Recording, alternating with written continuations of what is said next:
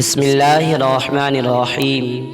السلام علیکم ورحمۃ اللہ۔ ناظرین، بعض صالحین میں سے ایک صالح بزرگ فرماتے ہیں کہ میں ایک مسجد میں 2 رکعت نماز پڑھنے کی نیت سے داخل ہوا۔ میں نے وہاں ایک عبادت کرنے والا عابد اور ایک تجارت کرنے والا تاجر دونوں بیٹھے ہوئے تھے۔ میں نے ان دونوں کو دیکھا اور وہ عبادت کرنے والا عابد دعا مانگ رہا تھا کہ اے پروردگار، میں آج فلاں فلاں قسم کا کھانا اور فلاں فلاں قسم کا حلوہ چاہتا ہوں، میرا دل چاہتا ہے کہ ان چیزوں کو کھاؤں۔ اس تاجر نے یہ سن کر کہا کہ اگر یہ شخص مجھ سے مانگتا تو میں ضرور کھلاتا، لیکن وہ تو حیلہ گیری کر رہا ہے، میرے سامنے اللہ سے مانگ رہا ہے اور اس کا مقصد یہ ہے کہ میں اسے کھلاؤں۔ قسم ہے اللہ کی کہ میں اس شخص کو ہرگز نہ کھلاؤں گا۔ وہ عابد دعا سے فارغ ہو کر مسجد کے ایک کونے میں سو گیا۔ اچانک مسجد میں ایک شخص آیا اور اس کے ہاتھ میں ایک تھال تھا جو ڈھکا ہوا تھا۔ اس نے مسجد کی چاروں طرف دیکھا تو اس شخص کو وہ عابد ایک کونے میں سویا ہوا نظر آیا۔ وہ شخص تھال لے کر اس عبادت کرنے والے عابد کے پاس پہنچا اور اس عابد کو جگایا اور وہ تھال اس عابد کے آگے رکھ کر وہ شخص ہٹ گیا۔ اس تاجر نے جو دیکھا تو اس میں اتنے ہی قسم کے کھانے تھے کہ جتنے اس نے طلب کیے تھے، یعنی وہ سارے کھانے اس تھال میں موجود تھے جس کی اس عابد نے دعا کی تھی۔ اس عابد نے اپنی بھوک کے مطابق کھایا اور بقیہ کھانا اس تھال لانے والے شخص کو واپس کر دیا۔ تاجر نے اس تھال لانے والے شخص سے پوچھا کہ تجھے خدا کا واسطہ دے کر پوچھتا ہوں کہ تو اس شخص کو پہلے سے جانتا تھا؟ اس نے کہا کہ اللہ کی قسم، میں اس شخص کو نہیں جانتا تھا، میں ایک مزدور آدمی ہوں۔ 1 سال سے میری بیوی اور لڑکی ان کھانوں کا شوق رکھتے تھے، مگر اتفاق نہیں ہوتا تھا کہ میں انہیں یہ کھانا کھلاؤں۔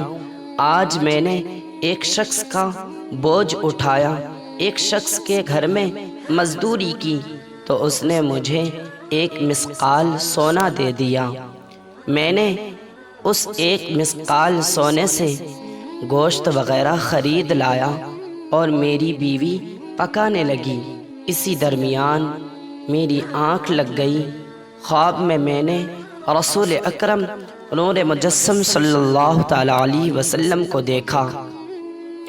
آپ صلی اللہ تعالی علیہ وسلم نے ارشاد فرمایا کہ آج تمہارے یہاں اللہ کے ولی آئے ہوئے ہیں اور وہ مسجد میں ٹھہرے ہوئے ہیں۔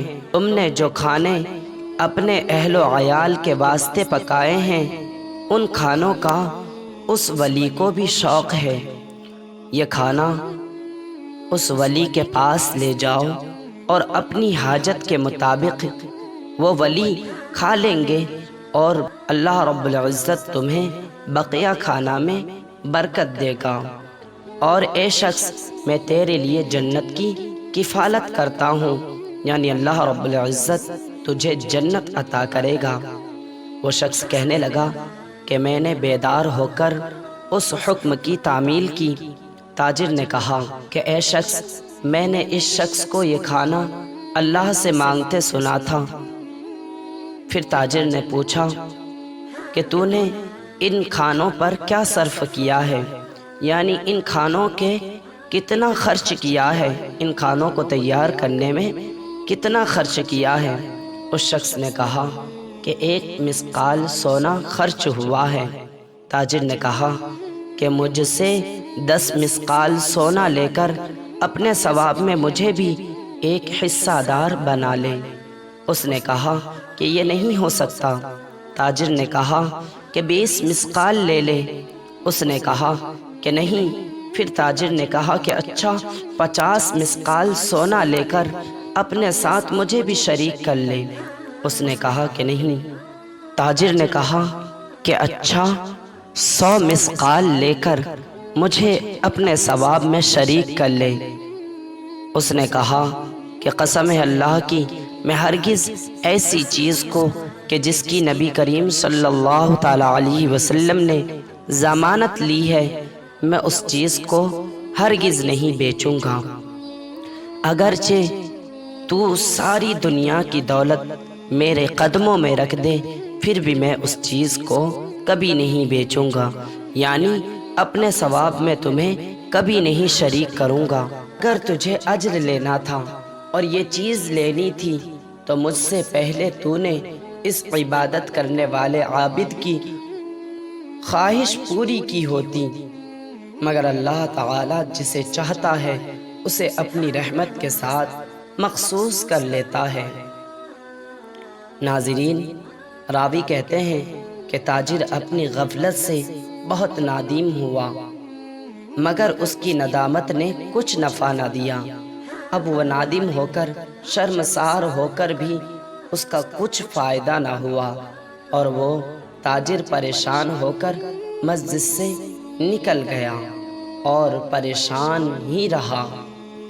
ناظرین، اس واقعہ سے ہمیں درس ملتا ہے کہ بھوکوں کو کھانا کھلانا یہ کبھی کبھی جنت کا بھی باعث بن جاتا ہے، اور ضرورت مندوں کی ضرورت کو پوری کرنا یہ جنت کا بھی باعث بن جاتا ہے۔